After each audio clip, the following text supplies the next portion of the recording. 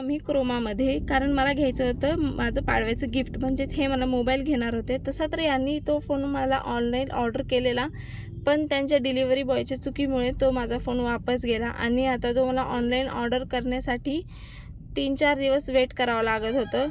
पण काय करणार, म्हणून आम्ही क्रोमामध्ये जाऊन बघायचं ठरवलं, पण तिथंसुद्धा गेलो. तो फोन मला जो घ्यायचा होता तो आउट ऑफ स्टॉक होता. सगळीकडे बघितलं पण काही आम्हाला मिळालाच नाही.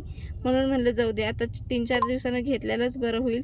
त्यामुळे परत घरी आलो, घरचे सगळे कामं आवरले आणि संध्याकाळी मी असं काहीसे टाईमपास करत होती. आणि संध्याकाळी आमच्या इथल्या काकूंनी अवधूतचा बड्डे सेलिब्रेशन करायचं नियोजन केलेलं. म्हणजे अवधूतचा आणि त्यांच्या जावई बापूंचा बड्डे एकाच दिवशी असतो, त्यामुळे त्यांनी त्या दोघांचाही बड्डे सेलिब्रेशन करायचं ठरवलेलं आणि जे की आमच्यासाठी सुद्धा सरप्राईज होतं. आणि खरंच त्यांनी बड्डे खूप छान सेलिब्रेट केला. त्यासाठी खरंच थँक्यू सो मच काकू, काका, भाऊजी, ऐश्वर्या, मानसी दीदी आणि आदित्य दादा. खरंच खूप खूप थँक्यू. आणि त्यांनी बड्डे इतका छान केला आणि अवधूतने सुद्धा खूप एन्जॉय केलं. त्याला त्याच्या केकवरती त्याचं नाव बघूनच इतका आनंद होता ना, खूपच. त्याला केकसुद्धा खूप आवडला. आणि रात्री आमच्या दीदी, दादा आणि बबी येऊन आमच्या सगळ्यांनी इतकं छान त्यांनी सरप्राईज दिलं ना, आम्ही एकदम शॉकच झालेलो.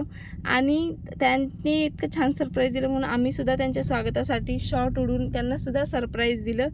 आणि त्यांना मस्तपैकी त्यांची दृष्ट वगैरे काढली, ओवाळलं आणि त्यांना आत घेतलं. तर असा होता माझा आजचा दिवस. तुम्हाला कसा वाटला कमेंटमध्ये नक्की सांगा. आणि चॅनलला सबस्क्राईब केलं नसेल तर नक्की करा. चला, भेटू नेक्स्ट व्हिडिओमध्ये. Bye bye.